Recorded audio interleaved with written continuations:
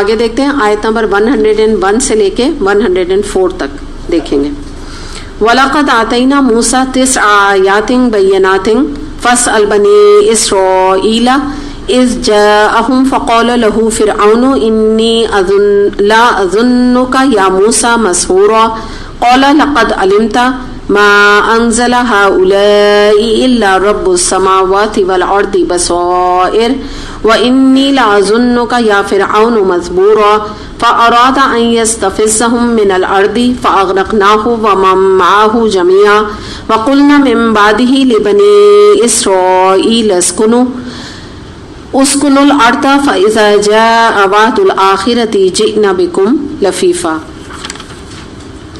ترجمہ دیکھتے ہیں. ہم نے موسیٰ علیہ السلام کو 9 نشانیاں عطا کی تھیں جو سرے طور پر دکھائی دے رہی تھیں. اب یہ تم خود بنی اسرائیل سے پوچھ لو کہ جب وہ سامنے آئیں تو فرعون نے یہی کہا تھا نا اے موسیٰ میں سمجھتا ہوں کہ تم ضرور ایک سحر زدہ آدمی ہو. موسیٰ علیہ السلام نے اس کے جواب میں کہا تھا تو خوب جانتا ہے کہ یہ بصیرت افروز نشانیاں رب السماوات والارض کے سوا کسی نے نازل نہیں کی اور میرا خیال یہ ہے کہ اے فرعون تو ضرور ایک شامت زدہ آدمی ہے. آخر کار فرعون نے ارادہ کیا کہ موسیٰ علیہ السلام اور بنی اسرائیل کو زمین سے اکھاڑ پھینکے اور مگر ہم نے اس کو اور اس کے ساتھیوں کو اکٹھا غرق کر دیا اور اس کے بعد بنی اسرائیل سے کہا کہ تم زمین میں بسو جب آخرت کے وعدے کا وقت آن پورا ہوگا تو ہم تم سب کو ایک ساتھ لا حاضر کریں گے. اب یہ کافی ساری آیات ہیں تو ان کو ایک ایک کر کے دیکھتے ہیں. سب سے پہلے ہم دیکھتے ہیں کہ موسیٰ علیہ السلام کو 9 نشانیاں عطا کی گئی تھیں. اس کے بارے میں ہم یہ دیکھ لیتے ہیں. 9 نشانیوں کے بارے میں مختلف آراء پائی جاتی ہیں لیکن عبداللہ بن عباس کا ہمیں قول ملتا ہے رضی اللہ عنہ کا کہ ان کا کہنا یہ ہے کہ 9 نشانیوں سے مراد 9 معجزات ہیں جو کہ موسیٰ علیہ السلام کو عطا کیے گئے. ان میں نمبر 1 ہے عصائے موسیٰ، ید بیضا موسیٰ علیہ السلام، ید بیضا موسیٰ علیہ السلام کا ہاتھ جو کہ روشن اور صاف نکل آتا تھا. اس کے علاوہ جس طرح اللہ نے ان کی زبان صاف کی اور وہ روانی کے ساتھ بولنے لگے تھے، کیونکہ آپ کو یہ بات پتہ ہوگی کہ موسیٰ علیہ السلام کی جو اسپیچ تھی اس میں تھوڑا سا پرابلم تھا ان کو بولنے میں، تو وہ بھی اللہ تعالیٰ نے بعد میں جب انہوں نے تبلیغ کرنی شروع کی تو اللہ تعالیٰ نے ان کی آواز کو بالکل ستھرا کر دیا، بالکل ایک نارمل انسان کی طرح کر دیا. پھر اس کے علاوہ دریا کو پھاڑ کے 2 حصوں میں تقسیم کرنا، یہ بھی ایک بہت بڑا معجزہ تھا. پھر اس کے بعد آلے جو فرعون تھی اس کے اوپر ٹڈی دل کا عذاب آیا تھا، طوفان کا عذاب تھا، جوؤں کا عذاب تھا، مینڈکوں کا عذاب تھا اور خون کا عذاب تھا. تو یہ مختلف جو معجزات تھے جو کہ موسیٰ علیہ السلام کے زمانے میں ان کو عطا کیے گئے تھے. اس کے بعد صحیح بخاری میں ایک حدیث آتی ہے جس کے مفہوم کے مطابق 9 نشانیوں سے مراد یہاں پہ 9 احکامات ہیں جو کہ موسیٰ علیہ السلام کو دیے گئے. ٹھیک ہے، یہ مختلف تفاسیر آپ کو ملیں گی ابن کثیر میں اور مختلف جگہ پہ آراء الگ الگ ہیں. تو ایک تو میں نے آپ کو ڈائریکٹ نشانیاں بتائیں لیکن بخاری میں ہمیں پتہ چلتا ہے کہ یہ کچھ احکامات ہیں جن کی طرف یہاں اشارہ کیا جا رہا ہے. تو وہ ہم دیکھ لیتے ہیں. نبی اکرم صلی اللہ علیہ وسلم کے پاس کچھ لوگ آئے اور انہوں نے پوچھا کہ ان 9 آیات سے مراد کون سی آیات ہیں، یعنی یہ اس آیت کے حوالے سے پوچھا. تو وہ پوچھنے والے یہودی تھے. نبی کریم صلی اللہ علیہ وسلم نے فرمایا اللہ کے ساتھ شریک نہ کرو، چوری نہ کرو، زنا نہ کرو، جس جان کو اللہ نے حرام کیا اس کو ناحق قتل نہ کرو، کسی بے گناہ پر جھوٹا الزام لگا کر اسے قتل اور سزا کے لیے پیش مت کرنا، جادو مت کرنا، سود مت کھانا، پاک دامن عورت پر بدکاری کا بہتان مت باندھو، میدان جنگ سے جان بچا کے مت بھاگو. اے یہود خاص طور پر تمہیں یہ احکام بھی دیے گئے کہ جو سب کے بارے میں تمہیں احکام دیے گئے کہ ان کی خلاف ورزی نہ کرو.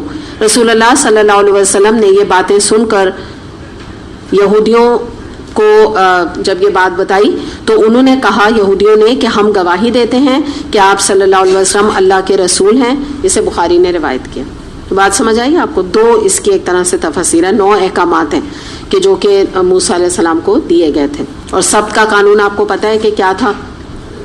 سیٹرڈے کے دن ان کو کسی قسم کا بھی کوئی کام کرنے کی اجازت نہیں تھی، صرف کیا تھا؟ عبادت کریں، اس کے علاوہ اور کوئی کام ان کو نہیں کرنا تھا. یہ آپ کو بکس میں مل جائیں گی ریفرنس. ٹھیک ہے، آپ کو کوئی بتا دے گا ناز، اگر کوئی یاد ہو نا، یہ والی حدیث موجود ہے نا طویل. تو وہ کوئی بکلیٹ میں آپ دیکھ لیجیے گا کہ وہ بہت طویل ہے, میں اگر اس کو دوبارہ ریپیٹ کروں گی آپ لکھ نہیں سکیں گے. اچھا آگے جو ہے اب یہاں پر ہمیں اس کے بعد ہم آگے آ کے دیکھتے ہیں کہ جو ذکر کیا جا رہا ہے وہ فرعون کا کیا جا رہا ہے. تو یہاں آپ دیکھیں کہ فرعون کا یہ ایک طریقہ تھا کہ جب ایک انسان کو بات نہیں ماننی ہوتی ہے نا تو وہ دوسرے پر چڑھائی کر دیتا ہے. ٹھیک ہے, دوسرا کتنی بھی صحیح بات کر رہا ہو, یہ ایک لوگوں کا جیسے چالاک لوگوں کا یہ طریقہ ہوتا ہے. تو یہاں پہ آپ یہی دیکھیے کہ اس نے فرعون نے یہی کہا کہ اے موسیٰ میں سمجھتا ہوں کہ تم تو ایک عجیب جادوگر سے آدمی لگ رہے ہو, مجھے عجیب سحر زدہ سی تم باتیں کرو. یعنی کیا ہے کہ موسیٰ علیہ السلام کی امپورٹنس جو ہے وہ یہود میں یا عام لوگوں میں کم ہو جائے. ایک تو یہ اس آیت میں ہمیں پتہ چل رہا ہے, اور اس کے جواب میں موسیٰ علیہ السلام نے بالکل ٹو دا پوائنٹ جواب دے دیا کہ یہ تو بصیرت افروز نشانیاں ہیں جو کہ اللہ کے علاوہ کسی نے بھی نازل نہیں کی. یہ کوئی میں اپنی بات تو کر نہیں رہا. موسیٰ علیہ السلام نے کہا یہ کوئی میری تو باتیں ہیں نہیں, یہ کوئی میں خود تو یہاں بیٹھ کے نوٹس بنا کے تمہارے سامنے کچھ اپنی کہانیاں تو سنا نہیں رہا. سیدھی باتیں یہ تو اللہ کی باتیں ہیں. اور میرا تو یہ خیال ہے فرعون تم ایک شامت زدہ آدمی ہو. شامت زدہ کیا یعنی تم ایسی باتیں نہ کرو, کل کو تمہیں اس کے ریپرکشنز اللہ کے یہاں آخرت میں بہت بھاری فیس کرنے پڑیں گے. میں تمہارا بڑا سنسیئر ہوں, میں نہیں چاہتا کہ تم اس طرح اللہ تعالیٰ کے اوپر اتنی بڑی بڑی باتیں بناؤ. جیسے آپ کے کوئی فرینڈ ہو اور وہ آپ سے بحث قرآن کے کسی حکم کے بارے میں کرنے لگے, تو اگر آپ کو اس سے محبت ہے تو آپ کیا کہیں گے؟ آپ کہیں گے پلیز تمہیں قرآن اور حدیث کا اتنا علم نہیں ہے, تم یہ جسارت نہ کرو, کل کو اللہ تعالیٰ تم سے ناراض نہ ہو جائے. کہیں گے نا آپ اس طرح. تو بالکل اس انداز میں موسیٰ علیہ السلام نے بات کی. آخرکار فرعون نے ارادہ کیا کہ موسیٰ علیہ السلام و بنی اسرائیل کو زمین سے اکھاڑ پھینکے. اس کے باوجود کوئی اثر نہ ہم دیکھ رہے ہیں فرعون پہ نہیں ہوا, اور اس نے کہا کہ میں تو ان کو جو ہے اکھاڑ پھینکوں گا, یعنی میں نہیں ماننے والا ان کی باتوں کو. تو کیا کیا اللہ تعالیٰ نے؟ اللہ تعالیٰ نے فرعون کو غرق کر دیا. موسیٰ علیہ السلام کی مدد کے لیے اللہ تعالیٰ آ گئے. یعنی جو وہ باتیں بنا رہا تھا آخرکار بول بالا کس کا ہوا؟ جو اللہ کی راہ پہ چل رہا تھا. تو ایسی یہ آج بھی اس دنیا کا طریقہ ہے. کتنا بھی بڑا فرعون جیسا آدمی بھی آپ کے سامنے, نمرود جیسا آدمی بھی آپ کے سامنے آ جائے, اور آپ کو دنیاوی کروفر کے حوالے سے لگے کہ اگر اس کی بات نہیں مانی یا اس کے کہنے پہ نہیں چلے یا اس سوسائٹی کے ساتھ ہم آج نہیں چلے, تو یہ تو سوسائٹی ہمیں نکال کے پھینک دے گی, معاشرہ ہمیں نکال کے آؤٹ کاسٹ بنا دے گا. تو لیکن آخری میں دیکھ لیجئے کہ کامیاب کون ہوتا ہے, فلاح کون پاتا ہے؟ دین پہ چلنے والے, اللہ کے حکم کی پیروی کرنے والے. تو اللہ کے یہاں دیر ہے, اندھیر نہیں ہے. ہو سکتا ہے کہ کچھ وقت لگ جائے, لیکن آخر کار کامیابی کس کو ملے گی؟ اللہ کی اطاعت کرنے والوں کو. تو یہ ایک بہت بڑا سبق یہاں موجود ہے. اور اس کے بعد جو بات یہاں پر آ رہی ہے نا کہ بنی اسرائیل سے کہا کہ اب تم زمین میں بسو اور آخرت کے وعدے کا وقت آن پورا ہوگا تو ہم تم کو ایک ساتھ لا حاضر کریں گے. یہ بڑی امپورٹنٹ چیز ہے, اس کو ذرا سا آپ سمجھیے. یہاں پر قیامت سے پہلے لفیفن, قیامت سے پہلے یہاں ذکر کیا جا رہا ہے اللہ تعالیٰ تمام انسان کو لپیٹ لے گا. لفیفن کا کیا مطلب ہوتا ہے؟ یوں لپیٹنا, ایسے. تو سارے انسان کو لپیٹ لے گا. خاص طور پہ ان آیات میں بنی اسرائیل کا ذکر ہے کہ جہاں جہاں بھی وہ دنیا میں پائے جاتے ہیں وہ سمیٹ کر ایک جگہ اللہ تعالیٰ ان کو اکٹھا کر لے گا. جیسے آپ سمجھیے کہ سارا کچرا جھاڑو دے کے ایک جگہ اکٹھا کیا جاتا ہے نا, بالکل اس طرح ان کو ایک جگہ اکٹھا کر دیا جائے گا. احادیث سے بھی پتہ چلتا ہے اچھی طرح, ہمیں متواتر احادیث سے پتہ چلتا ہے, یعنی جس پر اختلاف نہیں کیا جا سکتا, کانٹرڈکٹ نہیں کیا جا سکتا, صحیح احادیث سے پتہ چلتا ہے کہ عیسیٰ علیہ السلام قیامت سے پہلے تشریف لائیں گے, اور انہی کے ہاتھوں بنی اسرائیل کی تباہی لکھی ہے, انہی کے ہاتھوں یہ ختم ہوگی, قوم ختم ہوگی. اور انصاف کا تقاضا بھی یہی ہے.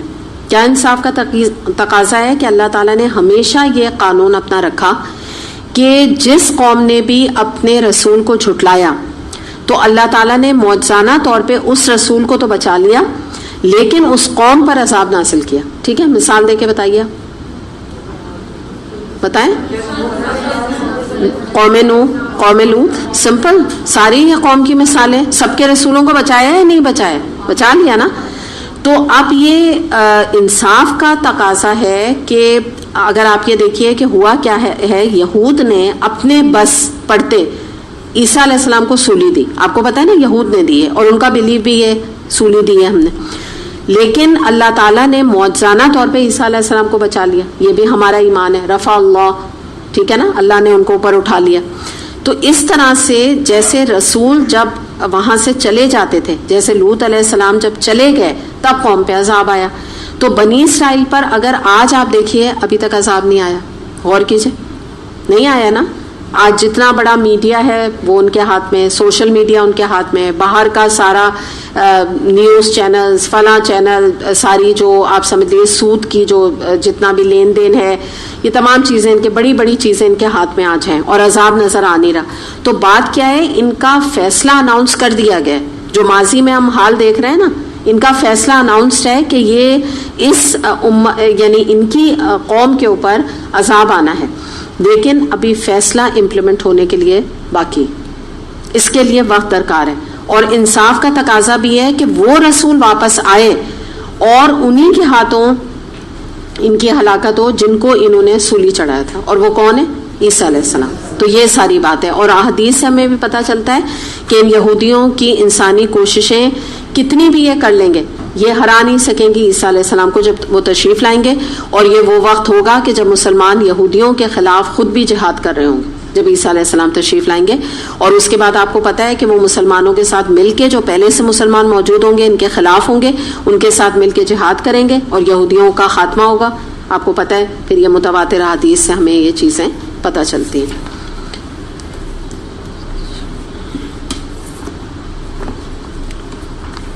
آگے دیکھتے ہیں، آیت نمبر 105 ہے،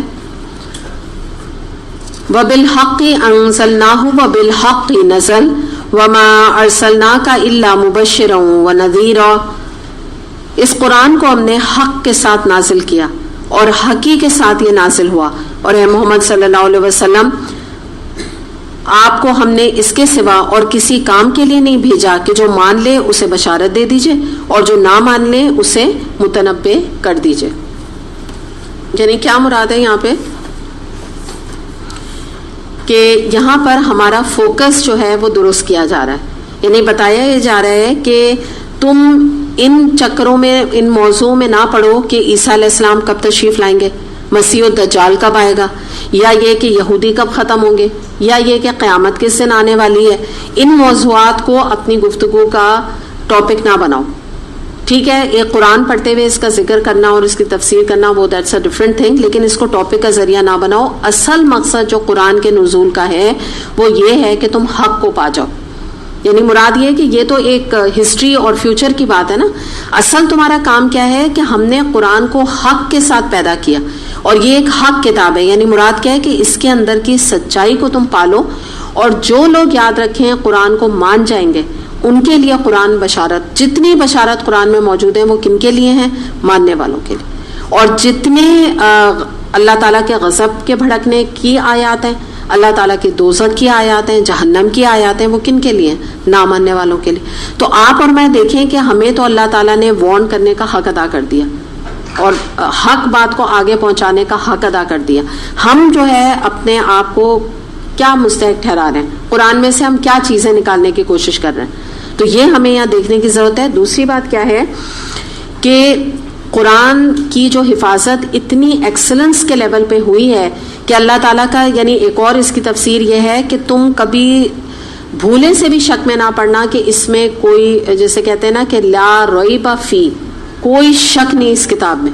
یہ ایک حق کتاب ہے، ایک اللہ الحق ہے نا، اللہ الحق کی طرف سے نازل کی گئی ہے. اس میں نبی کریم صلی اللہ علیہ وسلم نے اپنی مرضی سے یا جبریل علیہ السلام نے نعوذ باللہ اپنے دل سے کوئی کمی نہیں کی، کوئی بیشی نہیں کی، کیونکہ اس کو لانے والا فرشتہ شدید القوا الامین ہے. الامین کا کیا مطلب ہے؟ امانت دار. نبی کریم صلی اللہ علیہ وسلم کا نبوت سے پہلے لقب کیا تھا؟ صادق الامین. ایمان بھی نہیں لائے تھے تو آپ کو یہ لقب عرب میں ملا ہوا تھا. تو کوئی کیریکٹر ہے نا آپ کا جس کے اوپر قرآن نازل ہوا. تو یہ بتانا مطلوب ہے کہ قرآن میں جو بات ہے وہ سچی ہے، جو بات ہے وہ حق ہے، جو حکم دیا جاتا ہے وہ حق ہے، کوئی شک کی اس میں گنجائش نہیں، اور ہر حکم قرآن کا پرفیکٹ ہے. تو تم اس میں سے ٹیڑھ نکالنے کی کوشش نہ کرو، تم پچھتاؤ گے. تمہارے ہاتھ کچھ نہیں آئے گا اگر تم نے ٹیڑھ نکالنے کی کوشش کی. دنیا کا بھی 100% تمہیں فائدہ ہے قرآن کی بات ماننے میں، آخرت کا بھی 100% فائدہ ہے. اللہ کی بات، اللہ کا مشورہ، اللہ کی نصیحت، اللہ تعالیٰ کا پیغام، اللہ تعالیٰ کی تبلیغ، اللہ تعالیٰ کی نصیحت کبھی غلط نہیں ہو سکتی. یہ تو دل بھی گواہی دیتا ہے نا، اللہ تعالیٰ غلط بات ہمیں بتا ہی نہیں سکتا. لیکن افسوس کے ساتھ آج ہم دیکھیں کہ ایک جو پائلٹ جو جہاز جب وہ اڑا رہا ہوتا ہے اور ایک ڈاکٹر جب وہ ہمیں دوا دے رہا ہوتا ہے یا ایک ایسا سرجن جو ہماری یا کسی کی سرجری کر رہا ہوتا ہے اس پر ہمیں اللہ سے زیادہ اعتبار ہے. نعوذ باللہ نعوذ باللہ. میں الا ماشاء اللہ میں ہر ایک کی بات نہیں کر رہی. مراد میں یوں آپ سے کہوں گی کہ اگر ایک پائلٹ جہاز اڑا رہا ہوتا ہے, میں بھی بہت دفعہ جہاز میں بیٹھی ہوں, آپ لوگ بھی بہت دفعہ ٹریولنگ آپ نے کی ہو, مجھ سمیت آپ بتائیے ہم لوگوں نے کبھی پائلٹ سے جا کے پوچھا کہ اپنا لائسنس دکھائیں, کتنا آپ کا ایکسپیرینس ہے, اور جہاز کے اسپیئر پارٹس دکھائیں, یہ کریش تو نہیں ہو جائے گا. کتنوں نے پوچھا, آپ بتائیے مجھے, کتنوں نے پوچھا؟ کبھی بھی نہیں, ہمت بھی نہیں, سوچا بھی نہیں, خیال بھی کبھی نہیں آیا. اتنا ٹرسٹ ہے, چاہے وہ PIA ہے, چاہے وہ ایمریٹس ہے, چاہے کوئی بھی فلائٹ ہے. PIA میں بھی بیٹھیں گے تو بھی یہی سوچ کے کہ بھائی ٹھیک ہے ہوگا, یقیناً پہنچا ہی دے گا منزل پہ. اتنا ٹرسٹ ہے نا. ڈاکٹر جب ہمیں اگر گلا خراب ہوتا ہے آگمنٹن لکھ کے دیتا ہے تو کیا ہم اس کو بک نکال کے بیٹھ جاتے ہیں, کہتے نہیں آئی ڈونٹ تھنک سو, کلیریسٹ زیادہ بہتر ہے, میرا نہیں خیال فلاں دوا زیادہ بہتر ہے, یا میں دوا نہ کھاؤں تو بہتر ہے. کون بحث کرتا ہے؟ جو دوا ڈاکٹر نے لکھی انسان کہتا ہے اللہ تیرا شکر کھاؤ اور ٹھیک ہو. ایسے ہی ہوتا ہے نا, کہتا ہے فور. اتنا ٹرسٹ ہے. کسی انسان کو سرجری بتا دی جائے کوئی کوشچن کرے گا اس سے؟ کبھی نہیں کرتا. کہتا ہے بھائی مجھے چیرا لگاؤ, تکلیف ہو, کٹ لگے, اینستھیسیا دو, میری اس اذیت کو ختم کرو. بچہ پیدا ہونے لگتا ہے, سیزیرین ہوتا ہے کہ نہیں ہوتا؟ خوشی خوشی ماں جا کے لیٹتی ہے, جا کے آپریشن کے تھیٹر میں جن کے سی سیکشن ہوتے ہیں, کس امید پہ کہ ٹھیک ہے الحمدللہ اس کے بعد, اس تکلیف کے بعد اتنی پیاری اولاد بھی تو اللہ دینے والا ہے. اتنا ٹرسٹ ہم کرتے ہیں. لیکن آپ دیکھیں اللہ تعالیٰ ایک چھوٹی سی بات بھی قرآن میں کہہ دے گا تو سوالات کی لائن لگا دیتے ہیں. کیوں اللہ, کیسے اللہ, ایسا کیسے, ویسا کیسے, میرا نہیں خیال ہے, آئی ڈونٹ تھنک سو ایسا ہے. تو آپ یہ بتائیے کہ اگر کسی کا سی سیکشن ہو رہا ہو, وہ جا کے کبھی یہ سوال جو ہے وہ کر سکتے ہیں ڈاکٹر سے جا کے, آئی ڈونٹ تھنک سو کہ آپ رائٹ ہینڈ سائڈ سے کٹ لگانا شروع کیجیے گا, آئی ڈونٹ تھنک سو کہ آپ یہاں نیچے کے بجائے آپ یہاں سے کٹ لگائیں تو زیادہ بہتر ہے. ڈاکٹر ہونے کے باوجود بھی جو سا ڈاکٹر ہوتے ہیں نا وہ بھی چپ کر کے لیٹے ہوئے ہوتے ہیں سرجن کے آگے, وہ کوئی مشورے نہیں دے رہے ہوتے. ان کو پتا ہوتا ہے کہ سرجن اپنا کام جانتا ہے, وہ بہترین کام کرے گا. الٹرا ساؤنڈ کروانے جاتے ہیں ہم, منٹ پہ اٹھ کے اس کو گائیڈ نہیں کر رہے ہوتے, نہیں یہاں نہیں, یعنی آپ ادھر سے کیجیے, آپ ادھر سے کیجیے. کبھی نہیں کہتے نا, کبھی نہیں کہتے, ہمت بھی نہیں ہے. اور ہمیں معلوم ہے کہ اگر ہم نے کہا تو 4 باتیں آگے سے لوگ ہمیں سنائیں گے, اور یا ہمیں بہت روڈ سمجھیں گے, یا بدتمیز سمجھیں گے, یا یہ سمجھے مطلب مینٹل سمجھیں گے زیادہ تر تو, کہ شاید ان کا ذہنی کچھ مسئلہ ہے. کسی کو بلا کے کہیں گے کہ بھائی ان کو چپ کرائیں, ہماری کنسنٹریشن نہیں کرنے دے رہے ہیں. ایسے ہی ہے نا. تو آپ مگر دیکھیے کہ کتنی افسوسناک بات ہے کہ یہ اللہ فرما رہا ہے کہ یہ ایک حق کتاب ہے, الحق کی طرف سے آئی ہے, سچائی اس کتاب میں بھری ہوئی ہے, جھوٹ کا شائبہ نہیں. پھر بھی تمہیں یقین نہیں اللہ کی بات پہ, پھر بھی تم ہر وقت لوگوں سے, آپ دیکھیے لوگ ایک فتویٰ لیتے ہیں, ایک سے لے لیتے ہیں, پھر دوسرے سے لیتے ہیں, پھر تیسرے سے لیتے ہیں. قرآن میں واضح سر ڈھکنے کی یا سر کی کورنگ کی آیات موجود ہیں, پھر بھی کنفیوژن کا, اس سے پوچھ رہے ہیں, اس سے پوچھ رہے ہیں, فلاں کی کلاس میں جا رہے ہیں, اس کی کلاس میں اس کو اس سے کمپیئر کر رہے ہیں, اس آیت کو اس سے کمپیئر کر رہے ہیں, کہہ رہے ہیں آئی ڈونٹ تھنک سو ایسا ہوتا ہے, مجھے نہیں لگتا ایسا ہوتا ہے. تو آپ یہ دیکھیں کہ اگر آپ یقین کریں کہ ہم اللہ کے وعدوں پہ یقین کر لیں, اللہ کے اوپر بھروسہ کر لیں, تو یاد رکھیے گا کہ ہماری زندگی بھی ٹرانسفارم ہو جائے گی فوراً, اور جنت سے کم اللہ تعالیٰ ہمیں دینے پر راضی نہیں ہوگا انشاءاللہ تعالیٰ. ہمارا مسئلہ یہ آ کے رک جاتا ہے کہ ہم شکوک کا اتنا شکار ہیں. قرآن بعض دفعہ تو جو لوگ پڑھتے نہیں ان کو تو چھوڑ ہی دیجئے, لیکن بعض لوگ پڑھتے ہوئے بھی یہ شکوک اور شبہات کا شکار رہتے ہیں. اس لیے میں آپ لوگوں کو ہمیشہ اس بات کی نصیحت کرتی ہوں کہ قرآن پڑھتے ہوئے نا اپنے کویسچنس کو زیادہ انٹرٹین نہ کیا کیجیے. اچھا یہ نا مختلف آپ کو پوائنٹ آف ویو لوگوں کے ملیں گے. میں نے نعمان علی خان کو جتنا سنا تو ان کا اپنا ایکچولی پوائنٹ آف ویو تھا کہ ان کے ذہن میں بہت کویسچنس آتے تھے, اینڈ ویری ویئرڈ کویسچنس جو کہ دین کے حوالے سے نامناسب تھے. تو وہ یہ بہت اوپن ہے, he is very open to questions. وہ یہ کہتے ہیں کہ آئی ڈونٹ مائنڈ, آپ کیسا بھی کویسچن کر لیں, ٹھیک ہے, لیکن ذاتی طور پہ میں آپ کو یہ نصیحت کروں گی کہ یہ چیز انسان کو ڈیویشن کی طرف لے جاتی ہے. ہر ایک نعمان علی خان ان میں سے نہیں بن جاتا, یہ اللہ کا کرم ہے, یہ اللہ کا احسان ہے. اللہ نے ان کو ان ویئرڈ ایبسرڈ سوالات کے جواب میں, ایتھیسٹ سارٹ آف سوالات کے جواب میں اللہ نے ان کو وہ ہدایت دی کہ آج وہ کروڑوں لاکھوں اربوں لوگوں کی ہدایت کا ذریعہ بن گیا.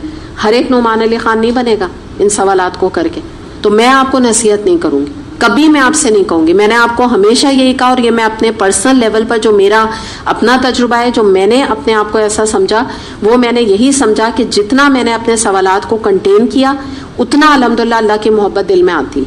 جتنا آپ اپنے سوالات کو پھیلاتے ہیں اتنا اللہ پہ کوشچن کرتے ہیں, اتنا آپ اللہ سے دور ہوتے ہیں. سیدھی بات ہے. دیکھیے میں آپ کو ایک بات بتاؤں, ایک ماں بھی ہوتی ہے نا, اگر اس کی جو اولاد اس کو بہت کوشچن کرے نا, یہ میں آپ سے نہیں کہتی کہ وہ محبت نہیں کرے گی, لیکن وہ بجھ جاتی ہے اس اولاد سے. اگر آپ اسے کہیں نماز پڑھو, کہ کیوں پڑھو, کوشچن کر رہے ہیں نا. اگر آپ اس کو کہیں کہ بیٹا جو ہے تم اس وقت باہر کنسرٹ پہ نہیں جاؤ بیٹا, اچھی بات نہیں, وہ کہ کیوں نہیں جاؤ. صحیح, آپ ایک ٹیمپرمنٹ دیکھیے. صحیح, آپ اس کو دین کی طرف راغب کرنے کی کوشش کریں, وہ پھر کوشچن کیوں, مجھے نہیں لگتا ایسا کوئی قرآن پڑھنا ہمارے اوپر کمپلسری مینڈیٹری ہے. آپ نے بھی تو اپنے زمانے میں قرآن نہیں پڑھا تھا, آپ نے تو خود 50 سال میں قرآن کورس کیا, تو جب ہمارا وقت آئے گا ہم آج کر لیں گے. ٹھیک ہے, ایک اولاد یہ ہے کہ ماں نے کہا کہ بیٹا قرآن کی تم فلاں ایڈمیشن لے لو ویکلی کلاس میں. نے کہا ہاں بالکل آپ صحیح کہہ رہی, میری خود اندر سے انکلینیشن ہو رہی تھی. ٹھیک ہے, نو کوشچن آسک. انہوں نے کہا بیٹا بہت تم نے کافی قرآن پڑھ لیا, اب تم سر کور کر لو. ٹھیک ہے, دل نہیں چاہ رہا ہے, لیکن سوچا میری ماں ہے, میرا بہتر کہہ رہی ہے, بہتری کا فیصلہ میرے لیے کر رہی ہے, اس نے بات مان لی. تو یو کین ویل امیجن نا, ایک ماں کی ریلیشن شپ کس سے, دل سے دعا, یا ایک ریلیشن شپ کس سے ہوگی, کس اولاد سے ہوگی, جو فرما بردار اولاد ہے. ٹھیک ہے, میں یہ نہیں کہتی دوسری کو اب دعائیں دینے لگے گی, اللہ نہ کرے, کبھی نہیں دے گی, دعا کرے گی, دونوں کے لیے کرے گی, لیکن میں آپ کو ایک دل کی بات بتا رہی ہوں. تو اگر اللہ سے تعلق جوڑنا ہے, اللہ کی محبت چاہیے, تو کوشچن کرنے والے بندے کا مشکل ہے معاملہ. ٹھیک ہے نا, میں نے بتا دیا ہر ایک نہیں بنتا. الحمدللہ اب نعمان علی خان کی جو پوزیشن ہے, تو وہ کہتے ہیں مجھے تو قرآن نے میرے ایسے سوالات کا جواب دیا ہے کہ I have no question in my mind. ٹھیک ہے نا, تو لیکن یہ چیز ہر ایک کی اتنا انٹیلیجنٹ ہر ایک نہیں ہوتا. ایسے انٹیلیجنٹ لوگ جو ہے نا وہ صدیوں میں پیدا ہوتے ہیں. تو بات یہ ہوتی ہے, ہم جیسے نا ایک عام لیول کے انسان ہیں, تو ہم بہتر ہے ہم اپنے آپ کو کنٹین کریں, اب اللہ تعالیٰ کی وعدوں پہ بھروسہ کرنا سیکھیں. جی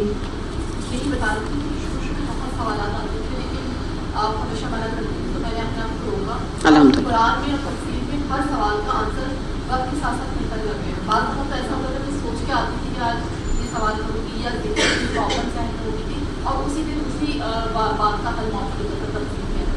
الحمد للہ, بہت اچھی آپ نے بات بتائی, تاکہ اور لوگوں کے لیے بھی اس چیز کا بنے باعث. دوسری بات یہ ہے کہ آپ کا تو شائنہ, آپ اس چیز سے یہ دیکھیے کہ جو آپ کے سوالات آپ نے اندر دبائے, وہ الحمدللہ آج آپ کے ڈسکشن میں وہ فہم باہر آ جاتا ہے. اللہ تعالیٰ نے ایک الحمدللہ, میرا مطلب ہے اللہ تعالیٰ نے آپ کو اس کا ایک کمپنسیشن بھی دے دیا, کہ ایک الحمدللہ جو ایک ہوتا ہے نا ڈسکشن کا, ایک مطلب جب ڈسکشن کیا جائے اور اس کو انسان ڈسکس کرے اور اس میں سے نکات نکالے, تو یہ بھی ایک اللہ تعالیٰ کی توفیق ہوتی ہے نا الحمدللہ. تو یہ بھی ایک انعام پھر اللہ کی طرف سے مل جاتا ہے کہ آپ نے اپنے کو کوئی سوالات کو دبایا اللہ کی, کیونکہ آپ اللہ کو کر رہے ہیں نا. ایک منٹ سوچیں, ذرا سا سمجھیں کہ آپ کسی انسان کو نہیں کوشچن کرنے جا رہے ہیں, آپ اللہ کو کرنے جا رہے ہیں. اور اللہ کو کیا ضرورت ہے, آپ دیکھیں نا, ابھی ہم لوگ سب پڑھ رہے ہیں اللہ تعالیٰ فرعون کی بھی باتیں, آپ یہ دیکھیے کہ کس قسم کی باتیں کر رہے ہیں نا سحر زدہ. تو کیا کہا ہے موسیٰ علیہ السلام نے, صاف کہہ دیا کہ تم تو شامت زدہ آدمی نظر آ رہے ہو جو تم اتنے سوالات کر رہے ہو اللہ کے بارے میں, یعنی کیا مراد ہے تمہاری, بالکل کھل کے کہہ دیا. تو یہ جو ہے, یہ سوالات جو ہے نا, نہ ان کا انٹرٹین کرنا پسندیدہ ہے, کہ مثال کے طور پہ کوئی جیسے آپ میں سے اللہ نہ کرے کہ کوئی سوالات کر رہا ہے, تو میں سب تفسیر ایک طرف روک دوں اور میں آپ کو انٹرٹین کرنے لگوں, انکریج کرنے لگوں, اور میں کہوں واہ بھائی کیا سوال کیا آپ نے. میں یہ جو ہوتے ہیں نا اس قسم کے سوالات, ان کو کٹ ڈاؤن کرنا چاہیے. اکیلے میں آپ ٹیچر سے کریں تو ٹھیک ہے, ورنہ اور لوگ بھی کنفیوژن کا شکار ہو جاتے ہیں, اور جن کے دل میں وہ شک آیا نہیں ہوتا ان کے اندر بھی بیج بو دیتا ہے. تو پھر تو اللہ نہ کرے آپ ذریعہ بن گیا نا. اچھا پھر کیا ہوتا ہے, آپ ڈسکشن کرتے ہیں, بات کرتے ہیں, ٹیچر صاحب کی نکل جاتا ہے, وہ شک نکل جاتا ہے الحمدللہ. لیکن ہو سکتا ہے کسی کے نہ نکلا, تو پھر آپ ذمہ دار بن گئے. جی ادھر کوئی ہاتھ اٹھا رہا.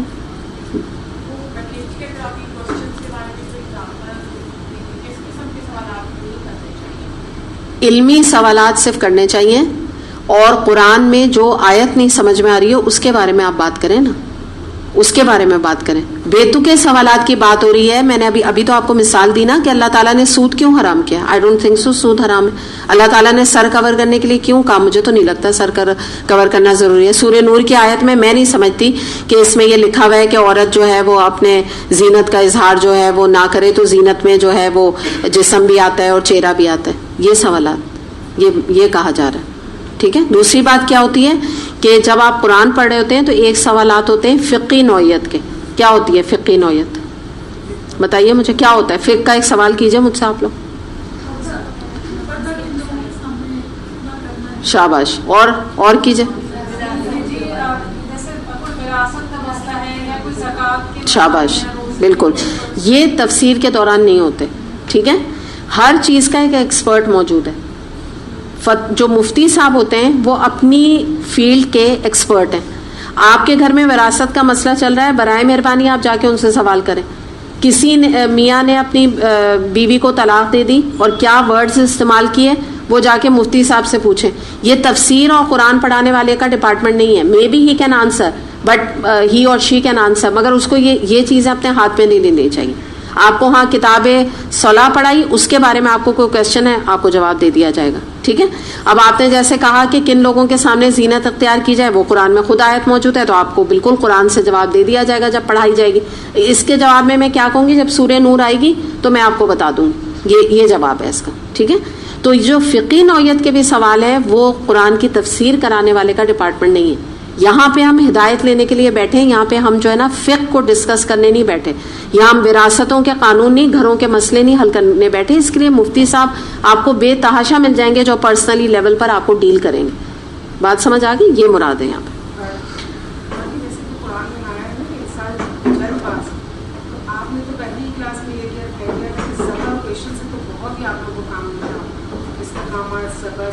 بالکل. ٹھہر جائیں. جو شائنہ نے بات بتائی یہ میرا اپنا پرسنل ایکسپیرینس ہے. میں آپ لوگوں کو بتا دوں, جتنا آپ لوگوں کو جو اجازت ہے نا یہ بھی بہت زیادہ ہے. ہم نے جن ٹیچر سے پڑھا ہے, ہما نجم الحسن سے, یہاں سب بہت سارے لوگ موجود ہیں, آپ کو گواہی اس کی دیں گے کہ ناز بھی موجود ہے, سب جو ہیں یہ میمونہ وغیرہ سب جو بھی شمائلہ. آپ یقین کریں کہ پن ڈراپ سائلنس کلاس میں ہوتا تھا. ایک کویسچن ہم نے کبھی نہیں کیا, ایک کویسچن نہیں کیا ہم نے آج تک, اور نہ ہی ڈسکشن کی اجازت تھی. میں تو پھر بھی آپ لوگوں کو ڈسکشن کی اجازت دیتی ہوں. ہر ایک کا اپنا انداز ہوتا ہے نا پڑھانے کا. تو میں یہ سمجھتی ہوں کہ ویکلی کلاس میں تھوڑی بہت گنجائش ہوتی ہے کہ آپ نکالیں لوگوں سے کہ ان کو کچھ بات سمجھ آ بھی رہی ہے, لیکن ان کی کلاس میں ہمیں ضرورت نہیں ہوتی تھی. لیکن اگر آپ ہم سب سے سوال کریں اور ہمارا پوائنٹ آف ویو لیں تو ہم نے الحمدللہ اس میتھڈ کو ایکسلنٹ پایا ہے. ایکسلنٹ, بہترین طریقے سے قرآن جو ہے نا وہ ایبزارب ہوتا ہے, بہترین طریقے سے دماغوں میں بیٹھتا ہے, اور اتنی زبردست بات سمجھ آتی ہے. جو شاہینہ نے کہا کہ آج اگر ایک بات جو ہے سمجھ نہیں آپ کو آئی, کل آپ کو وہی آیت میں اتنی ڈیٹیل میں اس کا آنسر ملے گا کہ آپ کہیں گے میرے دماغ میں یہ آیا بھی کیوں تھا, یا آیا تھا تو ختم ہو گئی بات. پتہ ہی نہیں چلتا, ایک کے بعد آیتیں آگے آتی جاتی ہیں. فقہی مسئلے بھی حل ہوتے جاتے ہیں. کچھ تھوڑی بہت تو فقہ بھی ہے قرآن میں, بہرحال کچھ فقہی مسئلے بھی موجود ہیں تو وہ بھی حل ہوتے چلے جاتے ہیں. کویسچن کرنا نہیں پڑتا. ہم سب کا ایکسپیرینس آپ کس سے بھی پوچھیں گے نا, آپ کو کوئی نہیں کہے گا. اور میں نے بھی شروع میں بہت یعنی بڑی مشکل سے اس چیز کو کیا تھا, لیکن میں نے پھر اس کو یہ دیکھا کہ کیونکہ ہماری ویکلی کلاس ہوتی ہے جس کی بنا پہ میں نے آپ لوگوں کو الاؤ کیا. اور میں نے آپ کو اس دن بھی کیا, پھر آپ کو آپ اکثر اوقات سمجھاتی رہتی ہوں کہ جب میں آپ سے کویسچن کروں نا وہ ایک مذاکرے کا ٹائم ہوتا ہے, وہ ہم ڈسکشن کر رہے ہوتے ہیں, وہ اچھی چیز ہے. لیکن خود سے بیچ میں کویسچن کرنا, ہاتھ اٹھا کے تفسیر کو روکنا, یہ قرآن کے امپیکٹ کو ختم کر دیتا ہے. آپ کا جو کنفیوژن ہے نا وہ آپ سے نکل کے اور بھی سب لوگوں تک چلا جاتا ہے. تو یہ جو چیز ہے یہ پسندیدہ نہیں ہے. جو جتنے آپ نعمان علی خان کا لیکچر سن لے, کوئی بیچ میں ان سے کویسچن نہیں کرتا. موسٹلی ان کے لیکچر دے کے وہ 10-15 منٹ کا, آدھے گھنٹے کا, 1 گھنٹے کا دے کے چلے جاتے ہیں. ڈاکٹر ذاکر نائک کا دیکھ لیجیے, جب تک وہ لیکچر دے رہے ہوتے ہیں no one is allowed to question him, چاہے اس کے بعد لائنیں لگی ہوئی ہوں سوالات کی, لیکن during the lecture he is not allowed, مطلب the people are not allowed to question him. Doctor فرد کی آپ تفسیر کی کبھی کلاس اٹینڈ کر کے دیکھیے, الحمدللہ کوئی اجازت کسی کو نہیں ہوتی ہے سوال کرنے کی. تو کوئی ریزن ہے نا, اتنے بڑے بڑے عالم یہ کام کر رہے ہیں. ڈاکٹر وہ اسرار احمد, مجال نہیں کسی کے ان کے سامنے تفسیر کے دوران ایک سوال کرے, مجال نہیں, میں مجال کا ورڈ استعمال کر رہی ہوں کیونکہ ان کا تو روب بھی بڑا تھا. تو یہ یاد رکھیے, یہ جتنے بھی آپ کو ملیں گے نا قرآن پڑھانے والے, تو کوئی اس میں اللہ کی بہتری ہے نا جو انہوں نے طریقہ کار اختیار کیے, کیونکہ یہ نبی کریم صلی اللہ علیہ وسلم جب قرآن کی بات کو آگے کرتے تھے تو صحابہ کرام کا یہ طریقہ نہیں تھا کہ بیچ بیچ میں روک کے آپ کو سوالات کریں. تو یہ ایک سنت بھی طریقہ ہے. ٹھیک ہے, چلیں آگے چلتے ہیں. آیت نمبر 106, وَقُرْآنًا فَرَقْنَاهُ لِتَقْرَأَهُ عَلَى النَّاسِ عَلَى مُكْثٍ وَنَزَّلْنَاهُ تَنزِيلًا, اور اس قرآن کو ہم نے تھوڑا تھوڑا کر کے نازل کیا تاکہ تم ٹھہر ٹھہر کر اسے لوگوں کو سناؤ, اور ہم نے موقع موقع سے بتدریج اس کو اتارا ہے. یعنی مراد کیا ہے, یہ مکث کا جو ورڈ آ رہا ہے اس میں مراد یہ ہے کہ انتظار کے ساتھ کسی چیز کا آنا, کسی چیز میں دیر کا ہونا, یہ مراد ہے اس ورڈ سے. تو یعنی مراد کیا ہے کہ اللہ تعالیٰ نے جو یہاں پہ بتا رہے ہیں کہ قرآن کا جو نزول رکھا نبی کریم صلی اللہ علیہ وسلم پہ, آپ کو پتہ ہے 23 سال میں قرآن نازل ہوا, تو ہوتا کیا ہے کہ نبی کریم صلی اللہ علیہ وسلم تھوڑا تھوڑا قرآن پڑھ کے لوگوں کو سناتے تھے. اب آپ لوگ مجھے بتائیے کہ اس یہ تھوڑے تھوڑے کا فائدہ کیا ہوتا ہے؟ تھوڑے تھوڑے قرآن کو پڑھانے کا فائدہ کل بھی کیا تھا اور آج بھی کیا ہے؟ ہاں ایک ایک بتائیں پھر. رابع, عمل کرنا آسان ہوتا ہے. نمبر 1 بات ایبزارب ہو جاتی ہے, نمبر 2 عمل کرنا آسان ہو جاتا ہے, آپ کو تھوڑا ٹائم مل جاتا ہے نا. اور کیا ہوتا ہے؟